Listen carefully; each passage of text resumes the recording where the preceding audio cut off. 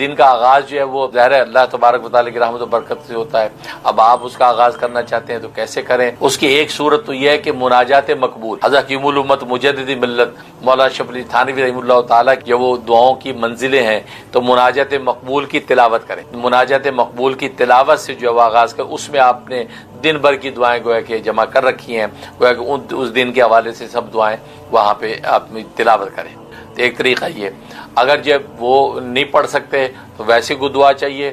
اس کے لیے پھر حضرت موسیٰ علیہ الصلوۃ والسلام کی دعا ربی انی لما انزلت الی من خیر فقیر، یہ جو ہے یہ 313 دفعہ پڑھیں. اول آخر 11 دفعہ درود ابراہیمی پڑھ کے دعا کر لیں، اور اس کے اندر آپ اپنے تمام مقاصد کی نیت کر لیں جو آپ چاہتے ہیں. کاروبار میں ترقی چاہتے ہیں، اولاد کی کامیابی چاہتے ہیں، ان کی فرمانبرداری چاہتے ہیں، میاں بیوی کی الفت محبت چاہتے ہیں، اور باقی اور لوگوں کے ساتھ جو ہے حسن سلوک چاہتے ہیں، لوگوں کی طرف سے عزت و عافیت چاہتے ہیں.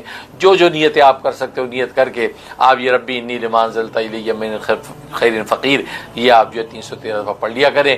انشاءاللہ پورا دن جو ہے عافیت اور کامیابی رہے گی اور خوشیاں خوشخبریاں ملیں گی. رزق تمہیں تلاش کرے اس کا ایک ہی راستہ ہے، راتوں کو اٹھ کے رازق کو تلاش کرتا ہے، دن میں رزق اس کو تلاش کرتا ہے. اس سے حضرت علی رضی اللہ تعالیٰ فرماتے ہیں لوگوں رزق تمہیں تلاش کرے اس کا ایک ہی راستہ ہے کہ راتوں کو اٹھ کے تم رازق کو تلاش کرو، دن کے سویرے میں رزق تمہیں تلاش کرے گا. تمہارے دروازے پہ رزق پھرتا ہوگا، لیکن رات کو تم رازق کو تلاش کرو. رات کو اٹھ کے لا الہ الا اللہ کے نعرے لگاؤ، خدا کے سامنے سجدے میں گرو، اس کے آگے جھولی پھیلاؤ، اپنے مالک کو پکارو. رازق کو رات کے اندھیرے میں پکارنا تمہارا کام ہے. دن کے سویرے میں نکلو گی رزق تمہارا منتظر کھڑا ہوگا. اور میں آج ہم نے یہ راستہ چھوڑ دیا. رات کا اندھیرا ہے تو رزق کی تلاش ہے، دن کا سویرا ہے تو رزق کی تلاش ہے. رات کا اندھیرا ہے تو دولت کی تلاش ہے، دن کا سویرا تو دولت کی تلاش ہے. بس اسی بھاگ دوڑ میں لگے رہے، لیکن رزق آپ کو ملنے والا نہیں. کیوں؟ اس لیے کہ رزق تو رازق کے ہاتھ میں ہے. رازق کو تم اگر تلاش کرتے، اس کی آغوش میں آتے اور لا الہ الا اللہ کی ضربیں اور خدا کے سامنے سجدہ رات کو جب ہوتے تو دن کو رازق رزق خود تمہارے دروازے پر بھیج دے. تو بس یہ اگر کمال حاصل ہے کہ یہ مرزوق اپنے رازق کو پہچانتا ہے، تو پھر اگر اس پر نعمت اللہ تبارک و تعالی اتار رکھی ہے تو یہ نعمت اس کے لیے دنیا کے اندر خدا کا انعام ہے. بڑا انعام تو آخرت میں ملے گا، لیکن دنیا میں بھی اللہ تبارک و تعالی انعام کی شکل میں اس کو یہ نعمت دے رکھی. پھر امتی سارے سجدے میں گرتے ہیں، ساری 5 نمازیں پڑھتے ہیں، سبھی روزے رکھتے ہیں، لیکن اجر و ثواب دونوں کا الگ کیوں ہو جاتا ہے؟ حالانکہ عمل ایک جیسا تو اجر برابر ہونا چاہیے. اللہ اکبر. سرکار دو عالم صلی اللہ علیہ وسلم فرمایا اے عائشہ عقل کی وجہ سے، عقل کے فرق کی وجہ سے اللہ تبارک و تعالیٰ کے اجر بدل جاتے ہیں. جو جس قدر عقل ہوتا ہے، جس قدر زیادہ عقل مند ہوتا ہے، زیادہ عقل والا ہوتا ہے، اس کے سجدے کا اجر دوسرے والے سے بڑھ جاتا ہے جس کی عقل اس کے درجے میں کم ہوتی ہے. کیوں؟ اس لیے کہ عقل ایسی نعمت اللہ تبارک و تعالیٰ کی کہ عقل کے ذریعے سے اس چیز کی معرفت حاصل ہوتی ہے. اگر سجدہ کیا ہے، رکوع میں جھکا ہے، قیام میں کھڑا ہے، تو اس عمل کی معرفت وہ عقل کی وجہ سے اس پر کھلتی ہے. جب اس چیز کی معرفت کھلتی ہے تو جب اس کی حقیقت پا جاتا ہے کہ اوہو اس سجدے کی حقیقت تو یہ ہے، تو پھر جس کیفیت کے ساتھ، جس لگن اور چاہت کے ساتھ وہ سر گراتا ہے، اس چاہت کے ساتھ بے عقل نہیں گراتا. لہذا اس معرفت کی زیادتی کی وجہ سے اللہ تبارک و تعالیٰ کے ہاں اس کے سجدے کا اجر بڑھ جاتا ہے. کتنی عجیب بات. تبھی تو ایک نبی سجدہ کرتا ہے، کیونکہ نبی کو اپنی عقل کی وجہ سے جو معرفت حاصل ہے اس سجدے کی اور اس مسجود کی جو معرفت حاصل ہے وہ معرفت صحابی کو حاصل نہیں ہے. لہذا اس معرفت کی وجہ سے اس نبی جب سجدے میں گرے گا اس سجدے کی کیفیات ایسی ہے کہ آسمان و زمین اس کی قیمت نہیں بن سکتے. ایک سجدہ کافی ساری کائنات ایک طرف. بالکل اسی طرح صحابی اور عام امتی کا ایک ولی وہ اگر مقابلہ کرتا تو صحابی کا جو سجدہ ہے اس سجدے کے اندر جو معرفت ہے، اس سجدے کی حقیقت سے واقف ہے کہ سر اللہ کے سامنے گرا رہا ہوں، جس کی حقیقت یہ کہ میرا سر اللہ کے قدموں میں ہے، اس کی حقیقت کیا ہے، اس کی لذت کیا ہے، اس کی چاہت کیا ہے، وہ اندر کی وجدانی کیفیات اور لذتوں کے ساتھ جب سر گراتا ہے تو اللہ تبارک و تعالیٰ کی اس کی قیمت بڑھ جاتی ہے. دیکھو عقل اتنی بڑی نعمت ہے، اور آج اس عقل کو ہم کہاں کہاں خرچ کر کے ضائع کرتے ہیں. اس عقل کے پیدا کرنے والے کی تلاش میں نہیں لگاتے، پیدا کرنے والے کی ذات و صفات کے حقائق کو سمجھ میں نہیں لگاتے، پیدا کرنے والے کی کائنات کے اندر عقل کو دوڑا کے عقل معاد حاصل نہیں کرتے۔ اس عقل کے ذریعے سے انسان اس دنیا کو دیکھ کر آخرت کی طرف دوڑتا ہے، اس دنیا کو دیکھ کر آخرت کی قیمت لگاتا ہے۔ اس لیے امام غزالی رحمہ اللہ تعالیٰ فرماتے ہیں یہ دنیا آخرت کا آئینہ ہے، یہ دنیا آخرت کا آئینہ ہے۔ دنیا میں جو کچھ ہوتا نظر آتا ہے اسی طریقے سے آخرت میں ہوگا۔ جیسے یہاں ہم گھروں مکانوں میں رہتے ہیں اسی طرح وہاں جنتوں میں رہیں گے، یہاں بیوی بچوں میں رہتے ہیں اسی طرح حور و قصور کے ساتھ رہیں گے، یہاں جس طرح ماکولات و مشروبات کے دسترخوانوں سے لطف اٹھاتے ہیں اسی طرح جنتوں کے دسترخوانوں سے لطف اٹھائیں گے۔ گویا کہ یہ دنیا آئینہ آخرت کی نعمتوں کا، لہذا دنیا کی نعمتوں کا اندازہ لگا کے عقل مند سمجھ جاتا ہے کہ دنیا کی یہ کھانے پینے کی نعمتیں تو اس مٹی سے بنی ہیں، جس مٹی کو ہم اپنی جوتی پر برداشت نہیں کرتے، فور پالش کرتے اور جھاڑتے ہیں، لیکن جنت کی جو نعمتیں وہ مشک و عنبر سے بنی ہیں۔ جب ان نعمتوں کی لذتوں میں ہم اتنا فریفتہ ہو جاتے ہیں، دیوانے ہو جاتے ہیں، تو جنت کی نعمتوں کی لذت کا عالم کیا ہوگا؟ تبھی تو حدیث میں فرمایا کہ مالا عین رات، ایسی نعمتیں ہوں گی کہ کسی آنکھ نے دیکھا نہیں، ولا اذن سمعت، کسی کان نے ان کا تذکرہ ہی نہیں سنا، ولا خطر علی قلب بشر، کسی دل پہ ان کا خطرہ بھی نہیں گزرا، ایسی نعمتیں جنت کی۔ گزارا کہ اس مٹی، کالی مٹی، بدبودار مٹی کی بنی ہوئی نعمتوں کا عالم یہ ہے کہ ہم لذتوں میں بے حال ہو جاتے، کیف و سرور طاری ہو جاتا ہے، تو مشک و عنبر سے بنی ہوئی نعمتوں کا عالم کیا ہوگا؟ ہم بڑے تم تراک کے ساتھ سیب کھاتے ہیں، انار کھاتے ہیں، آم کھاتے ہیں، سبزیاں کھاتے ہیں، حقیقت میں ہم تو مٹی کھاتے ہیں، ہم مٹی کھاتے ہیں، ہم یہ کوئی سیب حقیقت میں مٹی ہے، جس مٹی کو اللہ تبارک و تعالی نے سیب کی شکل میں آپ کے سامنے متشکل کر دیا ہے، تو مٹی کھاتے ہیں، اس کے لذت کا عالم یہ کہ بے حال ہو جاتے ہیں، کھانا کھاتے ہیں، کھانے کا لقمہ منہ پہ رکھے مست ہو جاتے ہیں، مست ہو جاتے ہیں، مشروب پیتے ہیں منہ پہ رکھتے ہیں کہ آنکھوں میں آنسو طاری ہو جاتے ہیں، ایسی ٹھنڈک و لذت، جبکہ یہ مشروب سب مٹی کے بنے ہوئے، لیکن جو نعمتیں مشک و عنبر کی بنی ہوئی ہیں ان کی لذت کا عالم کیا ہوگا؟ تو عقل مند دیکھتا ہے کہ یہ دنیا آخرت کی نعمتوں کا آئینہ ہے، دنیا کی نعمتوں میں اس منعم میں ایسی لذت اور محبت ڈالی ہے تو جنت کی نعمتوں کا عالم کیا ہوگا؟ تو عقل مند پھر جنت کو اپنا ڈیسٹینیشن بنا لیتا ہے کہ دنیا کی نعمتوں کا وقت پورا کر کے مجھے اصل میں جنت کی نعمتیں حاصل کرنی ہے، تو پھر جنت کا حریص رہتا ہے، اس کا ڈیسٹینیشن جنت ہوتا ہے، بظاہر دنیا میں سفر کرتا ہے، دنیا کی چیزیں بھی گزارتا ہے، دنیا کے حق بھی ادا کرتا ہے، حقوق الحقوق عباد میں لگا رہتا ہے، لیکن اس کا نگاہ اس کی اپنے ڈیسٹینیشن پہ۔ جیسے ریل گاڑی میں آپ سفر کرتے ہیں، جہاز میں سفر کرتے ہیں، اب ریل گاڑی جگہ جگہ اسٹیشن پہ رک رہی ہے، آپ نیچے اتر کے کچھ کھا پی بھی لیتے ہیں، لیکن آپ کی نظر اپنا ڈیسٹینیشن پہ ہوتی ہے۔ گاڑی میں بیٹھے ہوئے نیند آگے سو گئے، کبھی برتھ پہ لیٹ گئے، کبھی نیچے لیٹ گئے، کبھی کھڑے ہو گئے، بس اپنا، لیکن آپ کی نظر ڈیسٹینیشن پہ ہے، کوئی بات نہیں، یار تنگی ترشی کا ٹائم ہے، 4 گھنٹے کا سفر ہے، پھر منزل مل جائے گی، گھر جا کے اچھی سی چائے پی لیں گے۔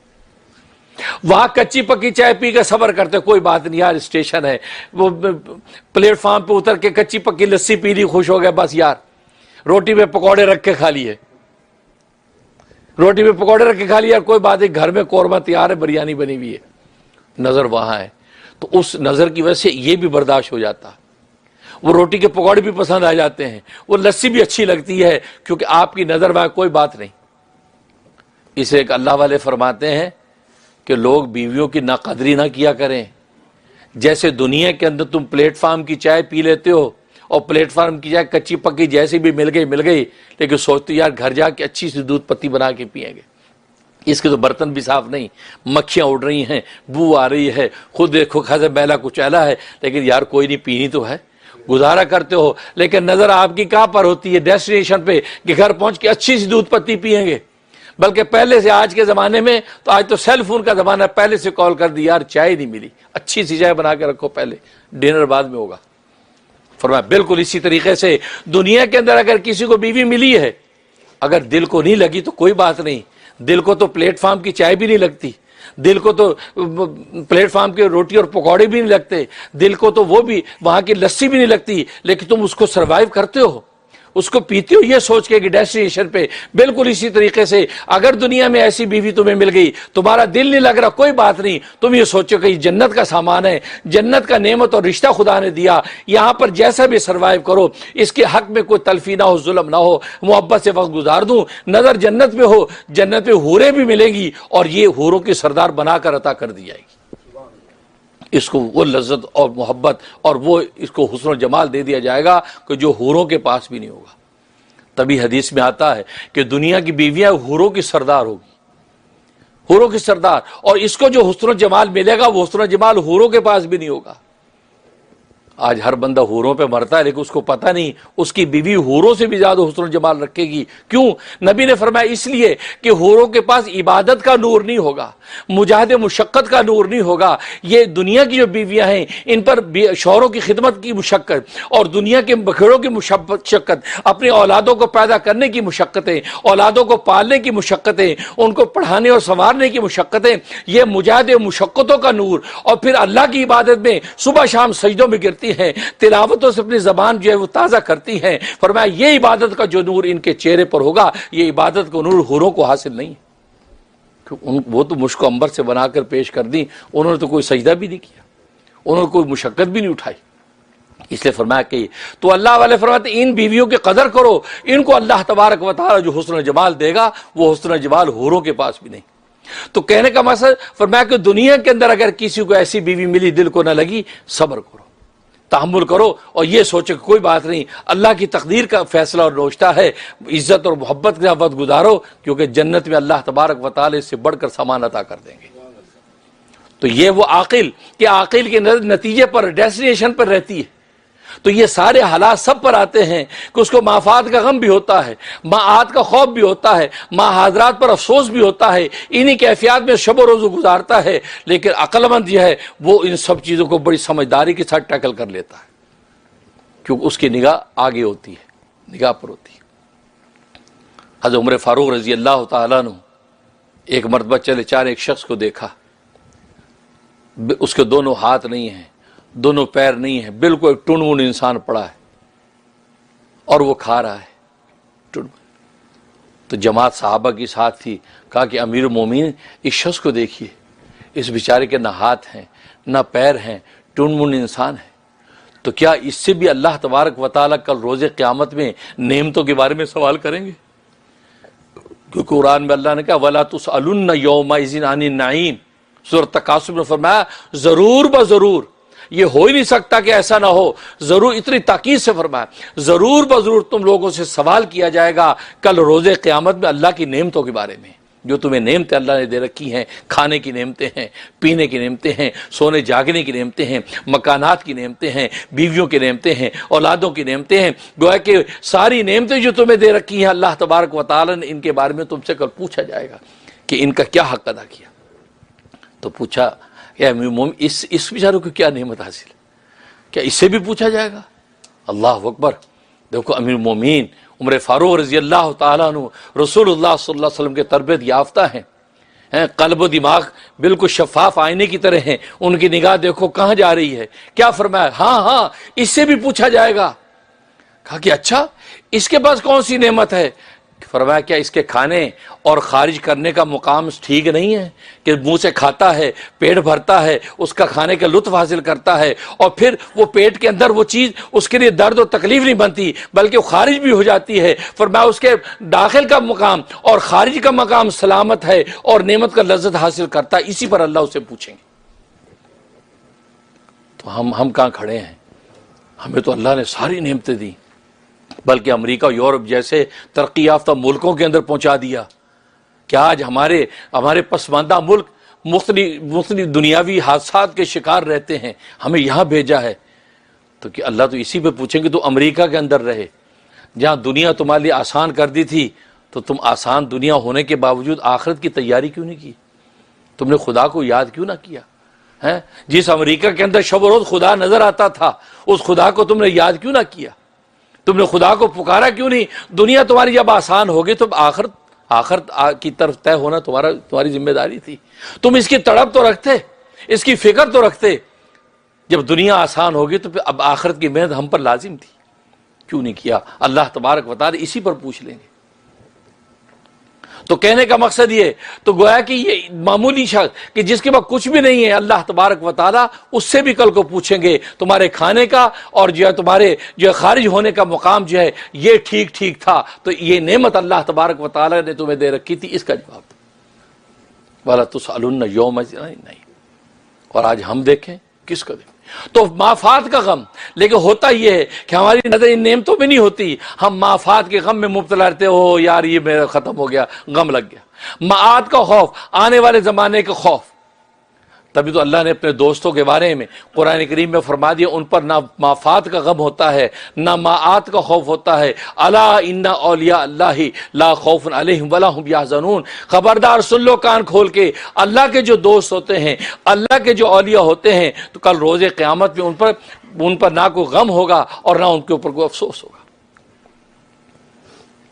لا خوف علیہم، خوف نہیں ہوگا، اور خوف ہمیشہ معاد کا ہوتا ہے کہ آنے والا خوف ہے کہ بھئی پتہ نہیں، بھوک کا خوف، پیاس کا خوف، حادثے کا خوف، تو آنے والے کا خوف۔ اور غم گزرے والے کا غم ہوتا ہے۔ تو یہ وہ لوگ ہیں کہ جن کے پاس نہ خوف ہے، کیونکہ ان کو آنے کا خوف کوئی نہیں۔ کیوں؟ خوف کس کا ہو سکتا؟ اللہ تبارک و تعالیٰ کے عذاب کا، اور یہ اللہ کے دوست ہے، لہذا عذاب کا کوئی خوف نہیں۔ اور معافات کا غم نہیں، دنیا کے اندر جو زندگی گزاری ہے وہاں پر کسی قسم کو کوتاہی نہیں کی، اللہ اور اللہ کے بندوں کا حق ادا کر کے یہاں پہنچے ہیں، لہذا معافات کا غم بھی نہیں ہے۔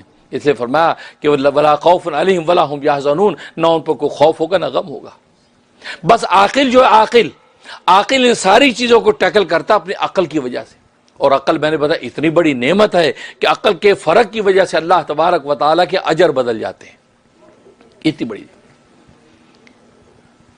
اور ان سب کا علاج کیا ہے کہ انسان عقل مند کیسے بن سکتا ہے، عقل کا راستہ کیسے اختیار کر سکتا ہے، اور غفلت کا راستے سے کیسے بچ سکتا ہے۔ کیونکہ میں نے بتایا لوگ دو طرح کے ہیں، ایک غافل ہیں اور دوسرے عاقل ہیں۔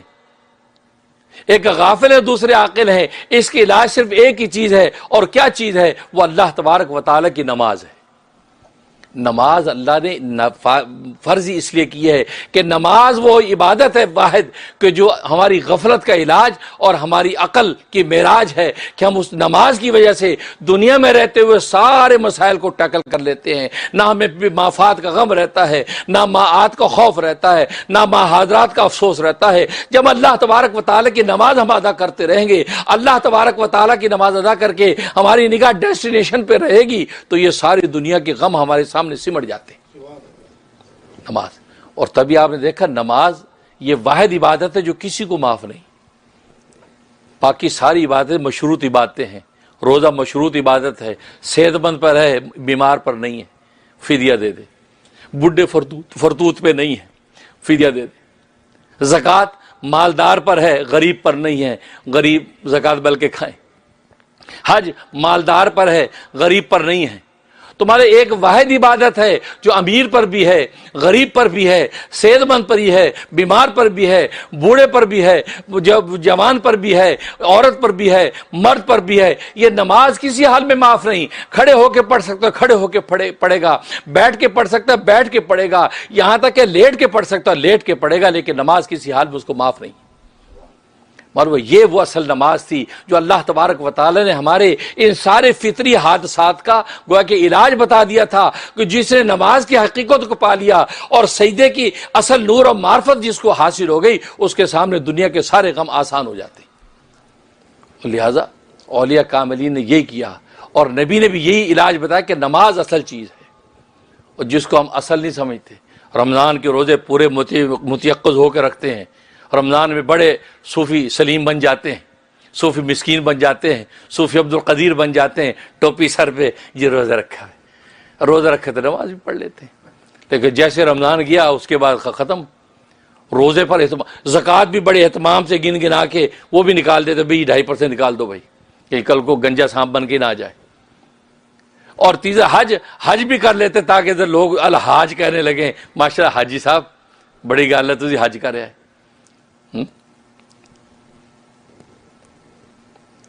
لکھا نا کہ ایک پٹھان گیا کسی دکان پہ، کہا ہمارا کھاتا نکالو، کھاتا، وہ جو ادھار لیتا ہوگا ہمارے ملکوں میں چلتا کھاتا نکالو۔ وہ بیچارہ بڑا خوش ہوا کہ یار 6 مہینے بعد اب چلو آج کھاتے کا بل پورا کریں گے. اچھا خان صاحب نکالا, کہتے کیا نام لکھا ہے؟ عبدالرزاق. اس کے اوپر لکھو حاجی عبدالرزاق, کیونکہ ہم حج کر کے آ گئے. انہوں نے سمجھا کہ بیل بھر رہا ہے, آج بیل ملے گا, کہا کہ حاجی لکھو, حاجی عبدالرزاق. تو مطلب ہے کہ حاجی ہو کر تو ہم بتا دیں بھائی ہم حاجی ہو گئے؟ نہیں. لیکن اصل عبادت کیا ہے؟ اصل عبادت نماز کی عبادت. یہ کسی حال میں معاف نہیں ہے, ہر ایک پر فرض, اور ہر حالت میں پکڑنی ہے, کھڑے ہو کے, بیٹھ کے, لیٹ کے, اشارے کے ساتھ. معلومہ یہ اصل میں وہ علاج اللہ تبارک و تعالی نے بھیجا تھا. تبھی نبی کریم صلی اللہ علیہ وسلم نے فرمایا, کیا فرمایا؟ فرمایا میری آنکھوں کی ٹھنڈک نماز میں ہے. وہ جعلت قرۃ عینی فی الصلاۃ, اللہ تبارک و تعالی نے میری آنکھوں کی ٹھنڈک جو ہے نماز میں رکھی. روزے کا نہیں کہا, زکوٰۃ کا نہیں کہا, حج کا نہیں کہا, کسی بات, صرف نماز کا فرمایا کہ میری آنکھوں کی. اور جس پیغمبر کی آنکھوں کی ٹھنڈک نماز ہو, اس نماز کی شان کا عالم کیا ہوگا؟ شان اس کا عالم کیا ہوگا نماز. یہ وہ نماز. اور پھر اسی پر غور کرو کہ نماز فرض کیسے ہوئی, کہاں ملی؟ اللہ اکبر, یہ اس سفر محبت میں ملی, اس معراج کے سفر میں ملی. ایسا سفر انبیاء کی تاریخ میں نہیں ملتا جیسا سفر رسول اللہ صلی اللہ علیہ وسلم نے کیا. بیت اللہ سے بیت المقدس پہنچتے ہیں, بیت المقدس سے آسمانوں میں معراج کا سفر کرتے ہیں, یہاں تک کہ ساری معراج بلندیاں کرتے کرتے یہاں تک کہ مقام احدیت پر پہنچتے ہیں, اور سامنے اپنے سر کی آنکھوں کے ساتھ اور دل کی نگاہوں کے ساتھ اپنے رب کو دیکھتے ہیں. اللہ نے وہاں بلایا, اور وہاں بلا کر نماز کو تحفہ عطا کیا ہے. وہاں بلا کر نماز کو تحفہ عطا کیا ہے. اسی پر غور اگر انسان کر لے کہ یار ایک چیز اللہ نے کتنے اہتمام کے ساتھ, بادشاہوں کے بادشاہ کتنے اہتمام کے ساتھ عطا کیا ہے, یہ معمولی چیز نہیں ہے. زکوٰۃ ویسے فرض کر دی, روزے کو حکم دے دیا, حج, لیکن نماز اللہ نے اس وہاں بلایا, وہاں کے عجائبات دکھائے, جنت دوزخ دکھائیں, وہاں کی سیر کرے اپنے محبوب کو, اور اپنا دیدار کروایا. مقام احدیت پر پہنچے ہیں, گویا کہ 9 معراجیں کرنے کے بعد پہنچے, سدرۃ المنتہا کے بعد بھی اوپر پہنچے, مقام تصریف اقلام تک, جہاں لوح محفوظ کے قلم لکھتے تھے, اور قلم کے لکھنے کی آواز بھی نبی نے سنی اس مقام پہ. پھر مقام احدیت پر پہنچے, جہاں وہ قلم لکھ رہے ہیں وہ بھی سنا. وہاں نماز ملی ہے. ہم اگر صبح شام بیٹھ کے یہ مراقبہ کریں کہ یار نماز اللہ نے کتنے اہتمام سے. آج دنیا کے ایک چھوٹا سا بادشاہ آپ کو پورے اہتمام سے اپنے دربار میں بلائے, اور دربار میں بلا کے آپ کو وہ چیز دے, اس چیز کی محبت کا عالم کیا ہوگا؟ آپ کتنے اہتمام سے گھر میں سجائیں گے. کیا مجھے پریزیڈنٹ آف USA نے بلایا تھا, پریزیڈنٹ آف امریکہ نے وائٹ ہاؤس پہ بلایا, اور یہ مجھے دیا وہاں لگا کے رکھے. تو جہاں اللہ تبارک و تعالیٰ نے نماز کا تحفہ پیغمبر کو اتنی شانوں کے بعد عطا کیا ہے, آپ سوچیں کہ نماز معمولی چیز نہیں. اور پھر نماز کے ساتھ اور چیز کون سی دی؟ سورہ بقرہ کی آخری آیات, آمن رسول سے لے کے آخری آیات سورہ بقرہ کی وہ عطا کی اس موقع پہ. ان آیتوں کو معمولی نہ سمجھو. لوگ بڑے بڑے وظیفے ڈھونڈتے رہتے, بھائی یہ وہ تحفہ ہے جو سرکار دو عالم صلی اللہ علیہ وسلم کو معراج کے سفر بلا کر رسول اللہ صلی اللہ علیہ وسلم کو عطا کیا گیا. وہ آیتیں معمولی نہیں ہیں, ان کا اہتمام کرو. ان آیتوں کو پڑھ کے جو مانگو گے جھولی خالی نہیں لوٹیں گے. جھولی خالی نہیں لوٹائی جائے گی, اس لیے کہ آیتوں میں کوئی راز ہے. اگر سمجھ میں نہیں آتا یہ سوچ لو یہ کون سے موقع پہ اللہ تبارک و تعالیٰ وہ آیتیں دی ہیں. یہ معمولی بات نہیں. تو آخری رکوع پڑھ لیا کرو للہ ما فی السماوات سے, آخری رکوع روزانہ پڑھ لیا کرو, ایک دفعہ پڑھ کے خدا سے مانگ لیا کرو, اس لیے کہ یہ آیتیں معمولی نہیں جو اس خاص سفر میں خاص موقع پہ اللہ نے عطا کیے ہیں. اس میں بڑے راز ہیں, اور سارا کچھ اس کے اندر ہے. علماء جانتے ہیں جو اس کو دیکھتے ہیں اس کے اندر سارے حقائق کائنات کے بند کر دیے ہیں. وہ آیتیں پڑھنے کا اہتمام کرو. اور تیسرا ظاہر ہے کہ اس چیز کا وعدہ کر لیا کہ تیری امت میں جو شرک نہیں کرے گا اللہ تبارک و تعالیٰ فرماتے اس کے گناہ کبیرہ میں معاف کر دوں گا. یہ ہمارے لیے کتنی بڑی بشارت, شرک نہ ہو, شرک نہیں کرے گا گناہ کبیرہ میں معاف کر دوں گا. یہ 3 تحفے لے کے رسول اللہ صلی اللہ علیہ وسلم دنیا کے اندر تشریف لا رہے ہیں معراج. تو نماز سارے غموں کا حل ہے. اس لیے مؤذن اذان دیتے وقت بھی یہ بات واضح کرتا ہے, حی علی الصلاۃ, حی علی الصلاۃ, او نماز کی طرف. کیوں؟ حی علی الفلاح, حی او کامیابی کی طرف, او کامیابی کی طرف, کیونکہ نماز سراپا کامیابی ہے. تو معلوم ہے کہ جتنے بھی دنیا کے غم ہیں ان کا علاج ایک ہی وہ نماز. 5 وقت کی انسان جب نماز پڑھتا ہے تو اللہ تبارک و تعالیٰ کے سامنے 20 سجدے کرتا ہے. فرائض واجبات کو 20 سجدے کرتا ہے, 20 سجدے.